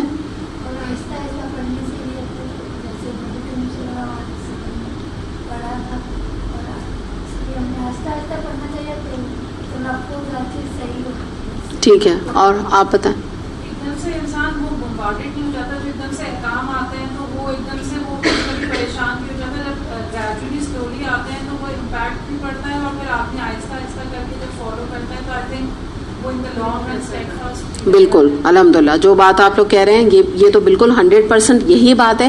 اس کے علاوہ ایک اور بھی پوائنٹ اس میں نکلتا ہے کہ دیکھیے جب آپ کسی چیز کا انتظار کرتے ہیں تو وہ چیز آپ کے شوق کو اور زیادہ بڑھاتی ہے نا. جیسے مثال کے طور پہ اگر ایک کلاس میں میں یہ کہہ دوں کہ آج ہی میں جو یہ پورا پارا ختم کروں گی, ٹھیک ہے, تو اب اس میں کیا ہوگا کہ آپ لوگ یعنی جو نہیں آئے آج, یا ایک جس کو کہتے ہیں نا کہ ایک ساتھ جب اتنا زیادہ آپ کو لوڈ ملے گا تو اس میں وہ آپ حق نہیں ادا کر پائیں گے. جو کہ ہم یہ کہتے ہیں کہ جب یہ پارا آہستہ آہستہ آہستہ آہستہ چلے گا, آہستہ آہستہ ختم ہوگا, تو کیا ہوتا ہے ایوری ڈے آپ کو اس پارا کے فلاں آیت کا انتظار رہتا ہے. ایسی بات ہے نا. تو یہ جو چیز ہوتی ہے نبی کریم صلی اللہ علیہ وسلم پہ بھی جب یہ نزول ہوتا تھا قرآن کا, تو آپ بھی ویٹ کرتے تھے شوق کے ساتھ, اور لوگ بھی شوق کے ساتھ ویٹ کرتے تھے کہ اب دیکھو اب کیا آیت آتی ہے. جیسے جس کو قرآن سے محبت ہوتی ہے تو تفسیر کے دوران جیسے جب آپ کورس کر رہے ہوتے ہیں تو ہمیں بھی ایک جیسے کچھ صورتیں ایسی ہیں نا جو ہمیں بڑا شوق ہوتا ہے, ایک عام ہمارا ٹرینڈ ہوتا ہے سورہ رحمان, اس طرح کی ہوتی ہے نا, تو ہم بہت ہی امپیشنٹلی اس کا ویٹ کرتے تھے کہ کب سورہ رحمان آئے گی. تو یہ کیا چیز ہوتی ہے, ہمارے شوق کو یہ چیز جلا بخشتی ہے, ایک شوق اور پیدا ہو جاتا ہے. اور پھر وہی عمل والی بات جو آپ لوگوں نے کہی بہت امپورٹنٹ ہے.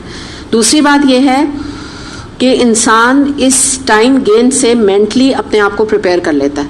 مثال میں آپ کو ایک سب سے امپورٹنٹ مثال آپ کو دوں گی کہ آپ یہ دیکھیے کہ حجاب کے احکامات سورہ نور میں 18ویں پارے میں آئے, اس کے بعد چہرے کے نقاب کے یا چہرے کے پردے کے احکامات 22ویں پارے میں سورہ احزاب میں آئے. اب آپ بتائیے کتنا ٹائم ہے, کتنے اینڈ کی طرف جا کے اللہ تعالیٰ نے یہ والے احکامات دیے. یعنی شروع میں کیا ہے, جو کچھ قرآن میں آ رہا ہے تم اپنا ایک کیریکٹر تو بناؤ. اچھا ہمارے ہاں کیا ہوتا ہے بتائیے.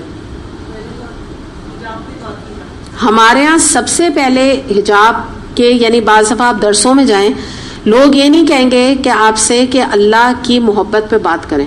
ٹھیک ہے, میرے نزدیک نمبر 1 سٹیپ ہے اللہ کی محبت, سب سے نمبر 1 سٹیپ ہے. میری نظر میں حجاب نمبر 1 نہیں ہے, میری نظر میں اللہ کی محبت نمبر 1 ہے. جب اللہ کی محبت یا قرآن آپ کہہ لیجیے اس کی محبت آئے گی نا تو آگے تو وہ سب کچھ کر جائے گا وہ شخص. لیکن ہمارے یہاں الٹا معاملہ ہے نا.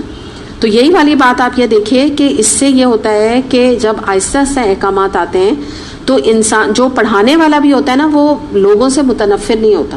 وہ کیا سوچتا ہے, گیو دیم سم ٹائم, اور یہی ہمیں حکمت قرآن کی پتہ چلتی ہے کہ نئے آنے والوں کو کے اوپر ہلکا ہاتھ رکھیں, ان کے اوپر سختی نہ کریں, ان کو سختی کے ساتھ نہ پکڑیں, ان کو تھوڑا لیوے دے دیں, تھوڑا ان کو ٹائم دے دیں, تھوڑا سا وہ ٹائم گین کر لیں.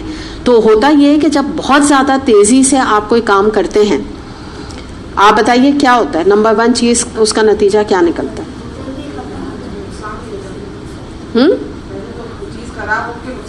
ہاں, اور کیا ہوتا ہے؟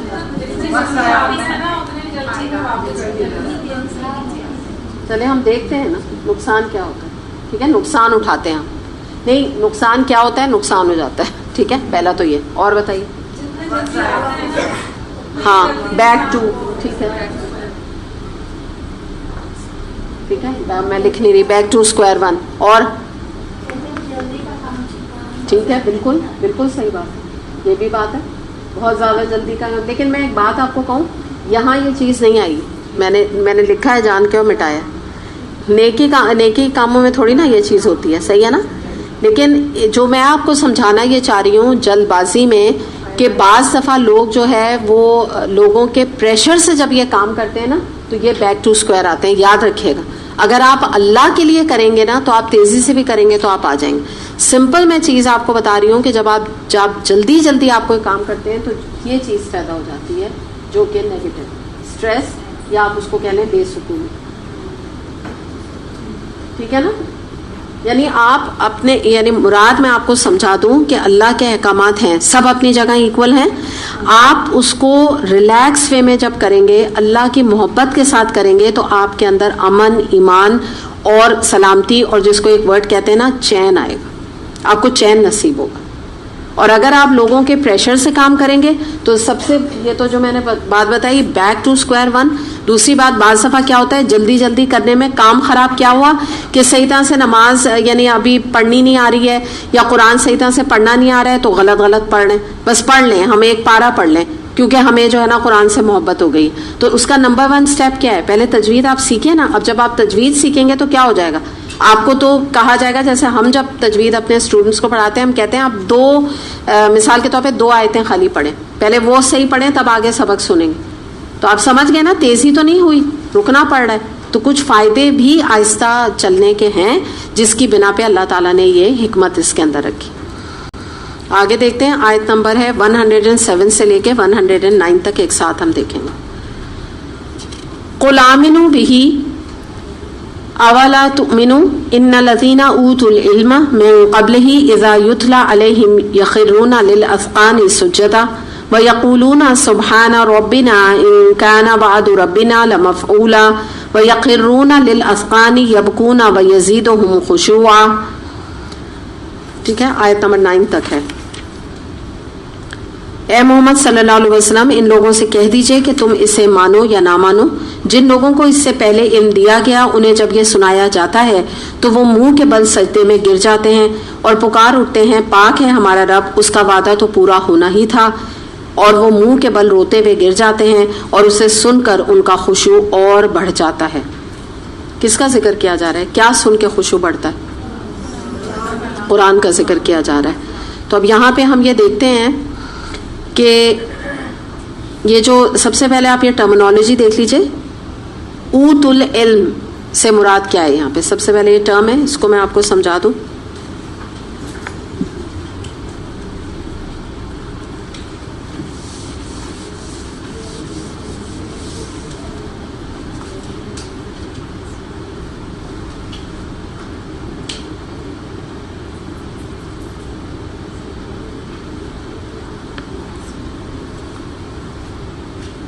اہل کتاب کون ہوتے ہیں, کون آتا ہے ان کے اندر؟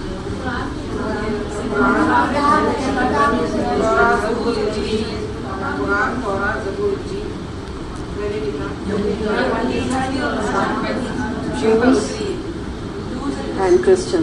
اچھا, یا تو یاد رکھیے گا. ٹھیک, تو اوت العلم سے مراد ہے اہل کتاب یعنی کہ جوز اینڈ کرسچنز. تو ان کا یہاں پہ ذکر کیا جا رہا ہے کہ جو یہاں آیت ہے. وجہ کیا ہے, ان کا ذکر کیوں کیا جا رہا ہے کہ ان کو جب یہ علم دیا گیا تو جب پڑھ کے سنایا جاتا ہے تو یہ سجدے میں گر جاتے ہیں, کیونکہ تورا جو ہے میں جو احکامات تھے وہی آپ کو پتہ ہے کچھ اس میں قرآن میں بھی یعنی موجود ہیں. تو قرآن کا سرچشمہ جو اگر آپ کہیں تو وہ تورا اور جس کو ہم انجیل کہتے ہیں اس میں سے احکامات نکالے گئے ہیں نا, اس میں آئے ہیں.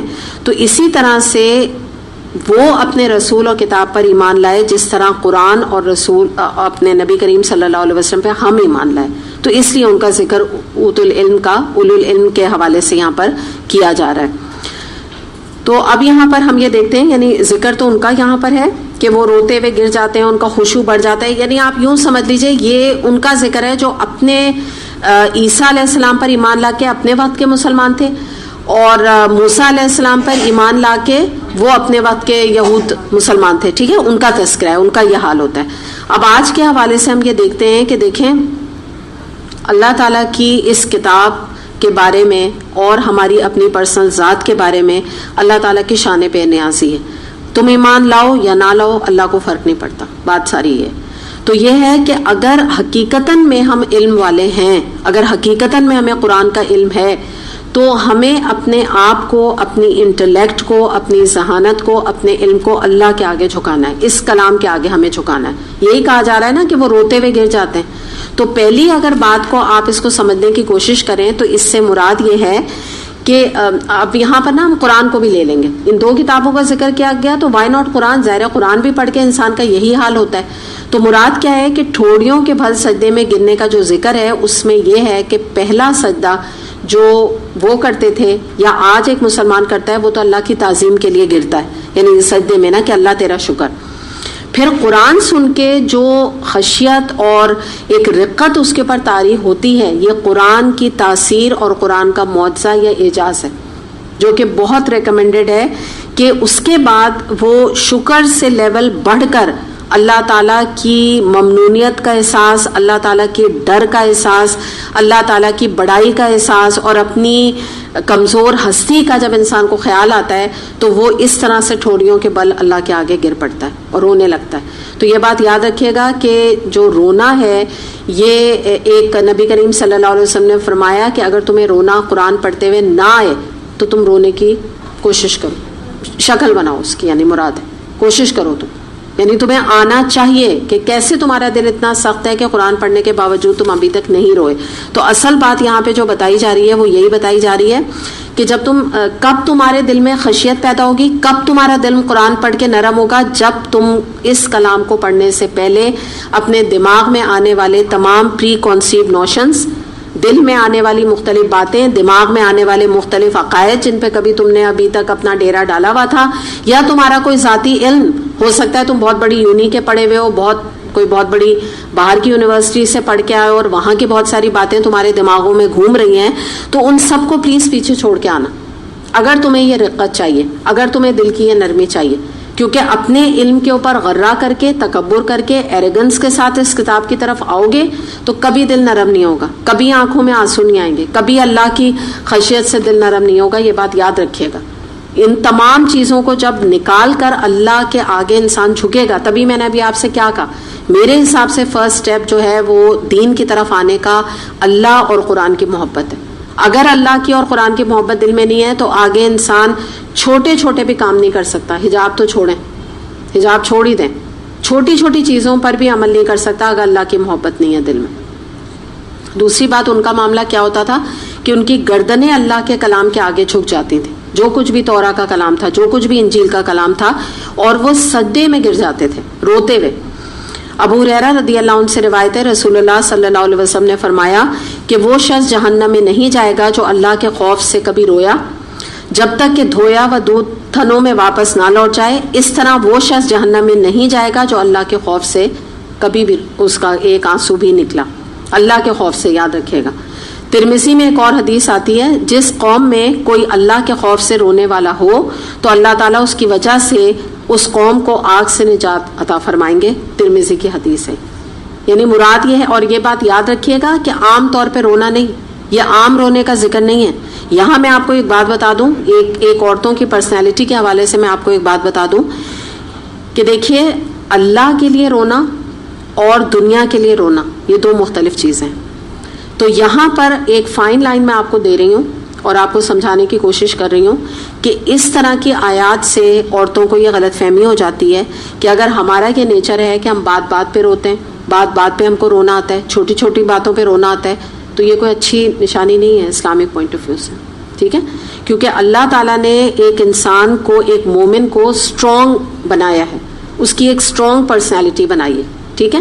مختلف یعنی انسان کی زندگی میں آزمائشیں آتی ہیں جس میں کہ کسی کا جدا ہونا ہے, اس میں بھی آپ کو پتہ ہے کہ نبی کریم صلی اللہ علیہ وسلم اپنے بیٹے ابراہیم کے اوپر ان کے آنسو آئے تھے, آنسو بہنے لگے تھے, بس آواز آپ کی نہیں نکلی تھی. تو کسی نے پوچھا کہ آپ اور آنسو, تو آپ صلی اللہ علیہ وسلم نے فرمایا کہ بے شک ہم غمگین ہیں, انا للہ و انا الیہ راجعون, بے شک ہم غمگین ہیں, اور لیکن اے ابراہیم تمہاری جدائی کا ہمیں صدمہ ہے, ٹھیک ہے نا. آپ نے یہ بات فرمائی, تو یہ کیا ہے, یہ نیچرل ہے. لیکن آپ نے کچھ لوگوں کو دیکھا ہوگا کہ اللہ نہ کرے جیسے کسی کی طبیعت خراب ہے, ہاسپٹل میں ڈیوٹی کر رہے ہیں, اب وہاں رو رہے ہیں, ڈاکٹر آ رہا ہے, وہ کہہ رہا ہے بات کریں آپ کی مریض کی کیا طبیعت خراب ہے, رو کے بتا رہے ہیں. آپ کو پتا ہے جس ڈاکٹر جو راؤنڈ پہ آیا ہوا ہے اس کو ایک ہاسپٹل میں 50 پیشنٹ کو دیکھنا ہے, اور اگر آپ رو کے اس سے بات کریں گے تو آپ نے تو اپنے مریض کا ہی کام کر دیا نا, یعنی مریض کے ساتھ تو یو آر ناٹ سنسیئر کہ آپ نے کیا کیا رو کے. وہ تو چلا جائے گا, وہ آپ جس طرح رو کے اس کو بتائیں گے اس کو آدھی بات سمجھ آئے گی, آدھی نہیں آئے گی. تو یہ بات یاد رکھیں کہ ایک پرسنالٹی ایک مومن کی جو دنیا میں آزمائشیں آتی ہیں اس کے اوپر اللہ تعالیٰ کی ریکوائرمنٹ ہے کہ ایک اسٹرانگ پرسنالٹی ہو. اور یہ بات میں آپ کو, یہ بات آپ کہیں لکھ لیں یا اس کو یاد رکھیں, ہے تو حدیث, نبی کریم صلی اللہ علیہ وسلم نے فرمایا کہ جو صبر کرنے کی کوشش کرے گا اللہ تعالیٰ اس کو صبر دے دے گا, الحمدللہ دے دے گا, اندر اس کے چین اور سکون ڈال دے گا. اور جو صبر کرنے کی, یعنی حدیث نہیں, اب میں آپ کو ویسے ہی بتا رہی ہوں کہ جو صبر نہیں کرے گا اور اپنے آپ کو بار بار صبر سے نکالے گا اور واویلا کرنے کی کوشش کرے گا دنیا کی کسی بھی بات پہ, اس کو صبر نہیں آئے گا. وہ اللہ تعالیٰ پھر اس کو انہی اسباب, انہی چیزوں کے سپرد کر دے گا. جیسے مثال کے طور پہ بعض دفعہ ہماری زندگی میں بہت ساری چیزیں آتی ہیں, صرف میں اس وقت موت کی بات نہیں کر رہی, ہو سکتا ہے بچے کی جاب چلی گئی, ہو سکتا ہے باہر بچے کا ایڈمیشن امریکہ کی یونی میں ہونا تھا نہیں ہوا, بچی کا رشتہ ٹوٹ گیا, ٹھیک ہے, ہسبینڈ کی جاب ختم ہو گئی, کوئی بہت پیسے کی تنگی آ گئی, اور موت بھی آپ اس میں لے لیجئے بہت ساری, لیکن موت میں بہرحال اجازت ہے. میں نے آپ کو جو رونے کی بات بتائی. ہوتا کیا ہے کہ بعض دفعہ ہمیں اللہ تعالیٰ توفیق دیتا ہے کہ یہ موقع تمہاری زندگی میں صبر کا آیا ہے, تم اس کو کیش کرو. اس کے بدلے میں آپ کو پتہ ہے کیا ہے صبر کرنے والوں کے لیے کیا ہیں, غرفات ہیں. غرفہ پتہ ہے کیا ہوتا ہے, بلند بالا جنتیں. ایک تو عام جنتیں, جو غرفات کا ذکر ہے قرآن میں بھی آتا ہے, حدیث میں بھی آتا ہے, یہ بہت بڑے درجہ ہے. یعنی آپ سمجھ لیجیے آج ہم جیسے اسکائی اسکریپرز سے امپریس ہوتے ہیں نا, بڑی بڑی بلڈنگ سے, تو یہ جنت میں بڑے یعنی اونچے لوگوں کو یہ غرفے ملیں گے, جن میں سے ایک کوالٹی ہے صبر. تہجد پڑھنے والے ان میں ایک آتے ہیں, کھانا کھلانے والے, اور ان میں سے ایک ون آف دا مختلف ہیں, ان میں سے ایک صبر کرنے والے جن کے لیے غرفات ہیں, ٹھیک ہے. تو ہمارے ساتھ بعض دفعہ کیا ہوتا ہے کہ ہم اپنے صبر کو, اپنا سودا بجائے اس صبر کا اللہ کے ساتھ کریں, ہم اس کو اللہ سے بارگین کریں, ہم اسے لوگوں کے ہاتھ بیچ دیتے. ٹھیک ہے, کیسے بتائیے. چائنا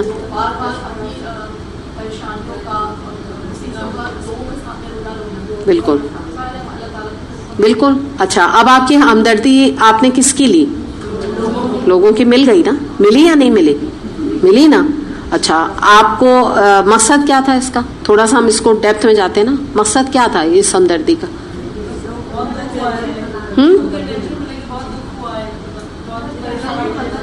نہیں ہاں بینا, جنرلی اپنا دل ہلکا کرنے کے لیے کرتے ہیں یہ چیز, حالانکہ سامنے والا کچھ کر نہیں سکتا, لیکن بس وہ ہمارا دل ہلکا ہو جائے گا. ہاں, نمبر 1 ہلکا ہو جائے گا. ایک اور چیز کیا ہے کہ آپ کی مظلومیت جو ہے وہ لوگوں پہ بیٹھ گئی, ٹھیک ہے نا.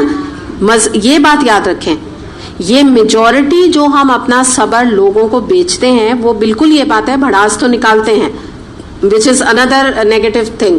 بڑاس نکالنی ہے, آپ تہجد کی نماز میں اللہ تعالیٰ کے سامنے بات کریں اللہ سے, ٹھیک ہے. سیکنڈلی ایک اور چیز کیا ہوتی ہے کہ جب آپ نے کہا اللہ نہ کرے کسی کی بچی کا رشتہ ختم ہوا, جب آپ نے لوگوں سے شیئر کیا تو وہ آپ کو کیا سمجھیں گے, او سوری کتنی مظلوم ہے نا یہ بیچاری, ٹھیک ہے. اچھا, یہاں تک تو بات ہوئی, چلے ان کو بڑی خوشی ملی مظلومیت کی. ہاں, آگے جائیے. آپ نے کیا ان کو انڈیکیشن دیا؟ یہ ظلم کس نے کیا آپ پہ؟ نعوذ باللہ کس نے کیا؟ اللہ نے. تو کیا کر رہے ہیں ہم بتائیے؟ کر کیا رہے ہیں؟ نہیں میں وہ تو مجھے بھی پتا ہے, میں آپ سے کہہ رہی ہوں ذرا سوچئے کہ ہم کر کیا رہے ہیں. ناشکری نہیں, ہم بہت بڑا اللہ تعالیٰ کی بات میں ہم ایک طرح سے اس چیز کو کوشچن کر رہے ہیں, اور اللہ تعالیٰ کو نعوذ باللہ لوگوں میں بتا رہے ہیں کہ دیکھو اللہ نے ہمارے ساتھ کیا کیا.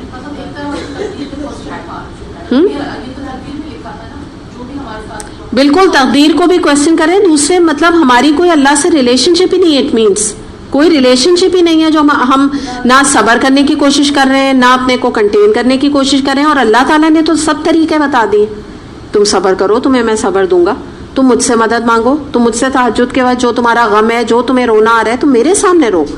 تم اگر لوگوں کے سامنے اپنی کمزوری دکھا رہے ہو اور لوگوں کے سامنے تم پوز کر رہے ہو, تو what are you getting out of it? آپ کے ہاسپٹل میں اگر اللہ نہ کرے کوئی ماں یا کوئی آپ کا بیٹا, اللہ محفوظ ایسے وقتوں سے رکھے, کوئی بھی, میں آپ کا نہیں کہہ رہی ہوں, اللہ نہ کرے کسی کا ہے, اور وہ جو آ رہا ہے ملنے والا رو کے نڈھال ہو رہا ہے, تو آپ یہ دیکھیے دوسرے لوگ کیا کہتے ہوئے جائیں گے, کیا بیچارے کا حال ہے, کتنا برا ان کا حال ہے, کتنا برا ان کے ساتھ ہوا. آپ نے تو کہا اللہ کو, آپ نے اپنی بھی جو جرمز تھے وہ دوسرے کو لگا دیے کہ وہ اب آپ کے پارٹ پہ بھی اللہ سے دل میں کہہ نہیں رہا, بٹ ان وے بات یہی سب کر رہے ہیں, آپ بھی کر رہے ہیں اور وہ بھی کر رہے ہیں. تو یہ معمولی بات نہیں ہے. تو یہ اپنی پرسنالٹی ایسے نہیں بنائیے. رونا صرف کس وقت ہے, یا رونا کس لیے اللہ کو پسند ہے؟ اللہ کے لیے. اللہ کے لیے آپ جتنا روئیں گے, اللہ کی رضا کے لیے رونا, اللہ کے استغفار کرتے ہوئے رونا, اپنے گناہوں کو یاد کر کے رونا, اللہ کی شکر گزاری میں رونا, صبر کرتے ہوئے رونا کہ اللہ تعالیٰ میں راضی ہوں تیری رضا پر, ٹھیک ہے نا, میں راضی ہوں, تو نے جس حال میں بھی رکھا اللہ میں راضی ہوں, اس پہ رونا.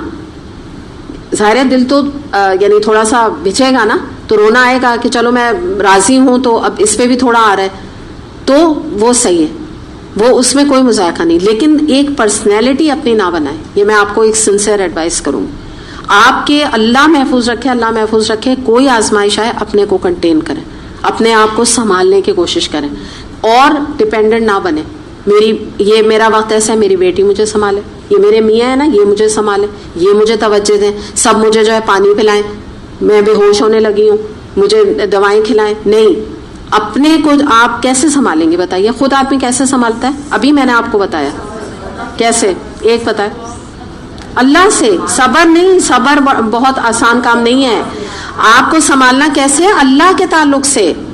اللہ سے جب آپ کا تعلق مضبوط ہے تو آپ کو ڈپینڈنسی کسی پہ نہیں ہونی چاہیے, شکایت کسی سے نہیں ہونی چاہیے. میری فلاں دوست, میری مثال کے طور پہ ہسبینڈ کی اللہ نہ کرے نوکری چلی گئی, بیٹے کی جاب نہیں ہوئی, یا اللہ نہ کرے ایکسیڈنٹ ہو گیا, ان کو دیکھو وہ آئی نہیں, انہوں نے مجھے پوچھا نہیں, انہوں نے مجھے پانی نہیں پلایا, انہوں نے مجھے فون کر کے نہیں پوچھا. سوائے فرسٹریشن کے, سوائے آپ کی اذیتوں میں, اور کبھی صبر نہیں آئے گا, کبھی صبر نہیں آئے گا. کیونکہ لوگوں سے آپ صبر ہم مانگ رہے ہیں, ہم لوگوں سے صبر مانگ رہے ہیں, ان سے بزنس کر رہے ہیں اپنا. تو سوائے بے صبری کے, سوائے بدگمانیوں کے, سوائے نفرتوں کے, کچھ آپ کے دل میں نہیں پنپے گا. صرف نفرت. جب کوئی آئے گا بھی آپ سے بات کرنے تو آپ کہیں گے ابا یو, اس سے شکایت, اس سے شکایت, فلاں سے شکایت, بچی سے شکایت, اس سے شکایت, اس نے یہ کر دیا, اس نے وہ کر دیا, اور مجھ سے زیادہ کوئی مظلوم نہیں. اب آپ کو لگے گا آپ سے زیادہ سوری کوئی پرسنالٹی نہیں. اللہ تعالیٰ کو ایسے نا مظلومیت پسند نہیں ہے. اللہ نے کوئی کسی پہ ستم نہیں ڈھاتا ہے. اللہ تعالیٰ کوئی کسی کو, اللہ تعالیٰ جو ہے نا وہ ظلم نہیں کرتا. اللہ تعالیٰ کسی کے ساتھ کہ اللہ تعالیٰ کے اللہ ہی رہ گیا ہے کہ ہم اس سے ساری چیزوں کے بارے میں شکوے شکایتیں کرتے رہیں. تو we should contain our self. اللہ کی رضا, اللہ کی مرضی, ہر چیز میں. اللہ نے کوئی خوشی دی وہ بھی امانت تھی, کوئی رشتہ دیا وہ بھی امانت تھی. جتنے دن اس کو برتا, جتنے دن اس سے فائدہ اٹھایا, جتنے دن اس سے محبت کی, الحمدللہ. بہت پہلے بھی اٹھا سکتا تھا, یتیمی بھی دے سکتا تھا. یوں سوچے آدمی نا. تو یاد رکھیے گا کہ اپنی اس آیت کے حوالے سے میں آپ کو بات سمجھا رہی ہوں کہ یہ آیت ہمیں یہ نہیں بتا رہی ہے کہ بات بات پہ نیچے گر جاؤ. ٹھوڑیوں کے بل جب آپ جانماز پہ مثال کے طور پہ سجدے میں گر رہے ہیں تو اللہ کے لیے گریں.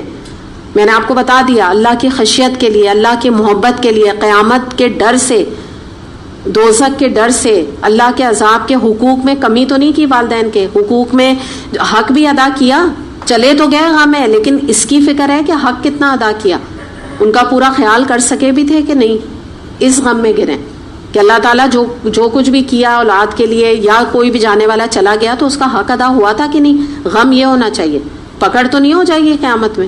یہ تھوڑی کہ چلا گیا تو بس 4 لیگزورٹنل کھائی اور سو گئے ساری دنیا سے بے نیاز. اب دنیا خود چلائے، بیٹی جائے ادھر، میاں جائے ادھر، گھر والے جائیں ادھر، میں بہت مظلوم.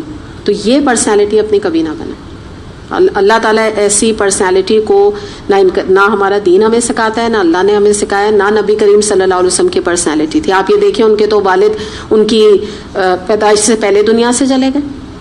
کوئی معمولی غم ہے اولاد کا؟ آپ بتائیں. ہمارے تو الحمدللہ، ہم تو اللہ کا شکر ادا کریں کہ ہمارے والدین ایک ایج کے بعد اس دنیا سے جاتے ہیں، الحمدللہ خوشیاں دیکھ کے جاتے ہیں، بھرپور زندگیاں گزار کے جاتے ہیں، دین اور دنیا کے علم اور سب کے ساتھ جاتے ہیں. آپ نبی کریم صلی اللہ علیہ وسلم کو اس وقت اپنے سامنے رکھیے تو آپ اندازہ لگائیے کہ ان کو تو اپنے باپ کا ایک شفقت کا ایک ہاتھ بھی سر پہ نہیں ملا. شکوہ ہے کوئی؟ آج تک اللہ تعالیٰ سے شکوہ کیا؟ اولاد نرینہ کا کس کو شوق نہیں ہوتا؟ ہم سب ایک پریگننسی کی سٹیج سے گزرے ہوں گے، ہم سب پریگننٹ میں. اگر دل کی حال جانے تو اللہ ماشاءاللہ ہی کوئی عورت ہوگی جس نے یہ ڈریم نہیں کیا ہو کہ میرا بیٹا ہونے والا ہے. ٹھیک ہے نا، ایک ڈریم ہے، ہم ایک عورت کا ہے، چاہے ویسٹ میں ہو چاہے یہاں ہو، ایک ہے ڈریم. نبی کریم صلی اللہ علیہ وسلم کی تو کوئی اولاد نرینہ نہیں حیات رہی. آپ کی 1.25 سال 9 مہینے تینوں بیٹے جو ہے آپ کی گود میں چلے گئے، کوئی شکوہ نہیں اللہ تعالیٰ سے. دوسرا کہتے ہیں نا کہ اگر انسان کو اپنے اوپر آنے والی آزمائش جو ہے نا بہت زیادہ لگنے لگے تو نبی کریم صلی اللہ علیہ وسلم نے فرمایا کہ مجھ پہ آنے والی آزمائش کو یاد کر لینا تو تمہیں اپنی آزمائش بہت چھوٹی لگے. تو ہم کر کیا رہے ہیں نا اللہ کے لیے، کیا کر رہے ہیں جو ہم جس کے اوپر اللہ تعالیٰ سے، جو اللہ تعالیٰ کبھی ہمیں سالوں میں چھوٹی موٹی کوئی ایک دے دیتا ہے آزمائش جو کہ ایک زندگی کا پارٹ ہے، تو اس پہ بھی اللہ سے راضی نہ رہے آدمی تو یہ کوئی کیریکٹر ہے پھر ہمارا؟ کہتے ہیں نا کیا کیا قرآن پڑھ کے، کیا کیا دین پڑھ کے نا. تو ایک اپنا نا ایک پرسنالٹی بنائے کہ جو کچھ بھی ہے اللہ، غم ہے کوئی بھی آخرت کا غم ہے اولاد کا تو یہ دین پہ ہے کہ نہیں. غم ہے تو یہ کہ اللہ میں جنت میں چلی جاؤں گی، غم ہے تو یہ کہ میں اپنے والدین، اپنے سسرال، اپنے بچے، اپنے شوہر کے حقوق ادا کر رہی ہوں، کوئی کمی تو نہیں کر رہی، کہیں میرا سوال تو نہیں ہوگا، قطع رحمی تو نہیں، خاندان میں لڑائی جھگڑے چل رہے ہیں. ایسا تو نہیں ہے کہ ابھی کوئی موقع آیا ہے تو نہ خوشی کے موقع پر اپنے آ رہے ہیں نہ غم کے موقع پہ آ رہے ہیں. تو ٹرائی ٹو فائنڈ آؤٹ کہ کوئی ایسا تو نہیں جو مسنگ ہے جس سے میرے تعلقات ٹھیک نہیں ہیں. یہ غم پالیں، یہ بڑھتے ہیں غم. چلیں آگے چلتے ہیں. آیت نمبر 110 ہے. قل ادعوا اللہ او ادعوا الرحمن ایم ما تدعوا فلہ الاسماء الحسنى ولا تجهر بصلاتك ولا تخافت بها وابتغ بين ذلك سبيلا وقل الحمد لله الذي لم يتخذ ولدا ولم يكن له شريك في الملك ولم يكن له ولي من الذل وكبره تكبيرا. اے نبی صلی اللہ علیہ وسلم ان سے کہیے اللہ کہہ کر پکارو یا رحمان کہہ کر، جس نام سے بھی پکارو اس کے لیے سبھی اچھے نام ہیں. اور اپنی نماز نہ بہت زیادہ بلند آواز سے پڑھو نہ بہت پست آواز سے، ان دونوں کے درمیان اوسط درجے کا لہجہ اختیار کرو اور کہو کہ تعریف ہے اس اللہ کے لیے جس نے نہ کسی کو بیٹا بنایا، نہ کوئی بادشاہی میں اس کا شریک ہے، نہ وہ عاجز ہے کہ اس کا کوئی ولی ہو، اور اس کی بڑائی بیان کرو، کمال درجے کی بڑائی. بس حق تو یہ کہ نا اس کا نام لے کے، اس کا ذکر کر کے اس کی بڑائی کو بیان کرو. تو اس کو دیکھتے ہیں. اس کا تھوڑا سا ہسٹوریکل بیک گراؤنڈ ہے اور وہ یہ ہے کہ عرب میں کچھ قبائل تھے تو وہ یہ کہتے تھے کہ ہم اللہ کے نام سے تو واقف ہیں لیکن یہ الرحمن کیا ہوتا ہے، کیونکہ یہاں پہ دیکھیے کیا کہا جا رہا ہے. آپ اس سے آیت پہ آئیے. اللہ تعالیٰ کا یہاں پہ نا ذکر کیا جا رہا ہے عبد الرحمن، رحمان کا نام لیا جا رہا ہے. تو وہ یہ کہتے تھے کہ مشرکین کہتے کہ یہ نبی کریم صلی اللہ علیہ وسلم ہم سے تو کہتے ہیں کہ ایک اللہ کو پکارو، سارے معبودوں کو پیچھے چھوڑ دو، اور خود تو وہ دوسرے معبودوں کو پکار رہے ہیں. دوسرے معبود کون؟ الرحمن. مطلب ایک ان کا مس کنسیپشن ان کے دماغ میں تھا. تو وہ کہتے کہ رحمان اور رحیم یہ کیا انہوں نے یعنی نبی کریم صلی اللہ علیہ وسلم نے نام نکال لیے ہیں. تو اس نام سے وہ بہت چڑا کرتے تھے، نعوذ باللہ. جبکہ آپ معنی دیکھیں کتنے پیارے ہیں. تو بہرحال اللہ تعالیٰ نے یہاں ان کی غلط فہمی کو دور کیا اور فرمایا کہ تم چاہے تو تم رحمان کہو, تمہارا دل چاہے تم اللہ کہو, اور اس کے علاوہ بھی اللہ تعالیٰ کے جیسے 99 نام ہیں, تو بہت سارے اللہ کے اچھے نام ہیں, تم کسی بھی نام سے اللہ کو پکارو. تو دعاؤں میں بھی جب آپ دعا کریں تو الودود کہہ کے کریں. الودود سے کیا مطلب ہے؟ بہت محبت کرنے والا. الرحمن, الرحیم, ذل جلال والاکرام, اس طرح کی, یہ تو سنت سے بھی ثابت ہے اس طرح کی. تو ضرور نام لے لے کے اللہ کی دعا کیا کریں, جس طرح اللہ تعالیٰ فرما رہے ہیں کہ میرے نام لے کے جو بھی نام لو اس سے تم مجھے پکار سکتے ہو. اور یہ کوئی یعنی اللہ نہ کرے نبی کریم صلی اللہ علیہ وسلم ایک اللہ ہی کے نام کو لے کے پکار رہے ہیں, تو ضروری نہیں ہے ہم اللہ ہی کہیں. ہاں یہ ضرور ہے کہ آپ کو معلوم ہوگا کہ جو یہ لفظ ہوتا ہے خدا, اس کا استعمال جو ہے وہ منع ہے. کیوں منع ہے بتائیے؟ ایک بولا کریں پھر بات سمجھ نہیں آ. جی بتائیں. اچھا چلیں, اور ریزن بتائیں, دوسرا ریزن بتائیں. کون بول رہا ہے؟ کون یہاں بولا؟ ٹھیک ہے, نمبر 1. ایک اور یہاں کسی نے کچھ بولا.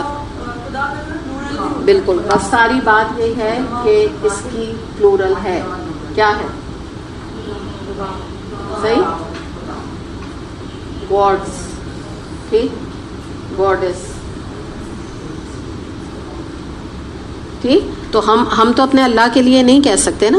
تو ایک بات آپ کیئرفل رہیں, آلدو میں آپ کو یہ بتاؤں گی کہ تفہیم القرآن جو ہے تو ہوگا کوئی ریزن, ہمیں اچھی امید یعنی گمان رکھنا چاہیے. اس میں کافی جگہ پہ خدا کا لفظ استعمال کیا گیا ہے.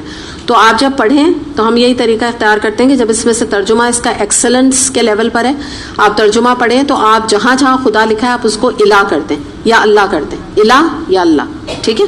اور آئندہ بھی یہ بات یاد رکھیے گا کہ جب بھی آپ نام لیں تو خدا حافظ نہ کہیں. ایک تو پہلی بات السلام علیکم کہنا چاہیے ملتے وقت بھی, اور اختتامی جملہ بھی یہ سنت سے ثابت ہے. لیکن پھر بھی چلیں اگر آپ کے اوپر چڑھا ہوا ہے تو آپ اس سے بہتر ہے اللہ حافظ کہہ دیں, تو خدا کا ورڈ استعمال نہ کریں. ایک بات اپنے ذہن میں رکھیں, باقی کوئی مذائقہ نہیں, اور اس کا ریزن آپ کو بتا دیا گیا. تو اس میں بہت بڑی بحثیں ہیں, خدا کے ورڈ پہ بڑی بڑی کتابیں لکھی گئی ہیں, اور بڑا اس کے اوپر آپ تفسیر اگر دیکھیں تو ان میں بہت کچھ اس کے اوپر بات کی گئی ہے. لیکن ہمارے اگر آپ اس کو سم اپ کریں تو بس جو بات میں نے آپ کو بتا دی اتنا ہی آپ کو جاننا کافی ہے کہ اگر آپ کے زبان پہ چڑھا ہے. ایک اور بات میں آپ سے کہوں گی, اللہ میاں اس ورڈ کا استعمال نہ کیا جائے. اور یہ میں اس لیے کہہ رہی ہوں, میں نے آپ لوگوں میں سے کچھ لوگوں کو سنا ہے, مجھے کریکٹ کافی دفعہ کرنا پڑتا ہے. تو یہ اللہ میاں کا کوئی ورڈ جو ہے وہ بالکل مناسب نہیں ہے. آپ سمجھ لیجئے کہ اللہ تعالیٰ کی ایک طرح سے شان کے خلاف ہے یہ ان الفاظ کو استعمال کرنا. تو یہ کچھ چیزیں ہیں جس میں کہ ہمیں نا کیئرفل رہنے کی ضرورت ہے. تو یہاں پر اتنا یہ ذکر کیا گیا. اس کے علاوہ یہ کہ اس میں جو اگلی بات آ رہی ہے وہ یہ آ رہی ہے کہ نماز میں آواز کو نہ اونچا کرو نہ پست رکھو. مراد کیا ہے کہ درمیانی رکھو. تو ہوتا یہ کہ نماز پڑھنے کے 2-3 طریقے لوگوں کے ہوتے ہیں. ایک تو یہ ہوتا ہے کہ وہ اتنی کم آواز میں نماز پڑھتے ہیں کہ لپس بھی نہیں ہلاتے, جیسے ایسے اس طرح پڑھتے ہیں بس دل ہی دل میں, تو یہ منع ہے. دوسری بات, کچھ لوگ اتنی زور سے نماز پڑھتے ہیں کہ برابر والا جو ہے اس کے کنسنٹریشن خراب ہو جائے, اس تک بھی آواز جائے, یہ بھی مناسب نہیں. تو کیا مراد ہے کہ اتنی ایک تو ہونٹ آپ کے ہلیں ضرور, دوسری بات اتنی آواز ہو کہ ہلکی ہلکی کچھ آواز آپ کو آ رہی ہو تو بہتر ہے. ٹھیک ہے, یہ بہتر طریقہ ہے نماز کا ادا کرنے کا. اس کے جو یہ تفسیر ہے اس کو ہم یہاں دیکھ لیتے ہیں.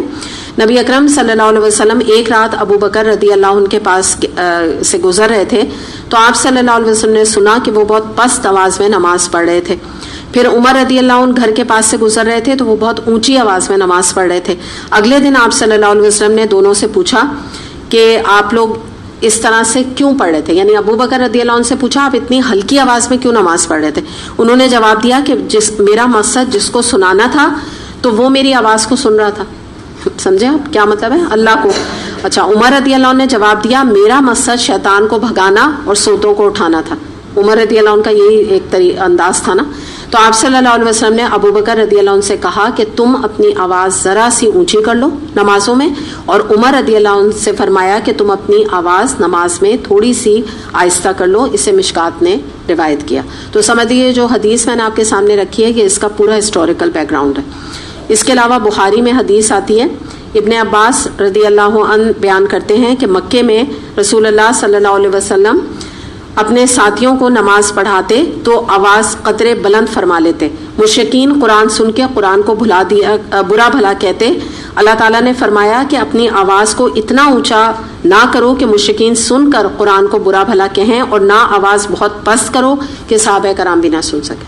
سمجھ آئی؟ یہ ایک اور بہت ویلڈ ریزن ہے کہ بہت زیادہ بھی زور سے پڑھو تو آپ کو پتا ہے نا مزاج. جیسے آج آپ دیکھیں آپ کسی ایسے، ہمیں تو اللہ کا شکر یہ چیلنج نہیں، لیکن ہم امریکہ یا کہیں جائیں اور وہاں پہ آپ کو پتا ہے کہ کچھ لوگ ایسے ہوں جو ہمیں معلوم ہے کہ یہ فن اور فرولک اسلام کا کرتے ہیں، وہاں پہ کہیں زور زور سے آپ تلاوت کرنے لگے قرآن کی دوران نماز، تو کیا ہوگا؟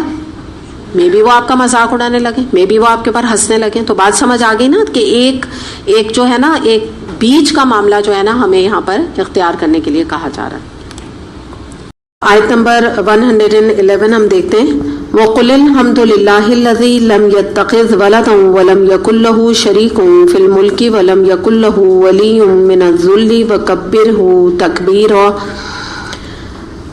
اور کہیے کہ تعریف ہے اس اللہ کے لیے جس نے نہ کسی کو بیٹا بنایا، نہ کوئی بادشاہی میں اس کا شریک ہے، نہ ہی وہ عاجز ہے کہ کوئی اس کا پشتیبان ہو، اور اس کی بڑائی بیان کیجیے، کمال درجے کی بڑائی. لاسٹ آیت ہے بس اس کے اوپر انشاءاللہ ہم بات کریں گے کہ پہلی جو بات اس آیت میں آ رہی ہے وہ یہ ہے کہ یہ آیت شرک کا رد کر رہی ہے اور توحید کے عقیدے کو موقت کروا رہی ہے. یعنی اللہ تعالیٰ کا کوئی شریک دنیا میں ہے ہی نہیں، نہ کبھی تھا، نہ کبھی ہوگا، اور نہ پریزنٹلی ہے. تو یہاں پر بات یہ ہے کہ مراد یہ ہے کہ اللہ تعالیٰ نے جو اس قرآن کو نازل کیا، اس کے اندر جو احکامات اللہ تعالیٰ نے بتائے، تو اس میں اللہ تعالیٰ کو کسی سے کوئی مشورہ لینے کی، کسی سے کی کوئی رائے لینے کی ضرورت نہیں. پہلی بات تو یہ ہے. دوسری بات یہ کہ یہاں پہ جو ایک اور بات کا ذکر آ رہا ہے کہ اللہ تعالیٰ نے جو بھی کچھ احکامات ہمیں دیے ہیں اس کتاب میں، تو اس کا مقصد یہ ہے کہ ہم اللہ کی کبریائی کو، اللہ کی بڑائی کو نافذ کریں. اصل بات یہ ہے، اس قرآن کا مقصد یہ ہے.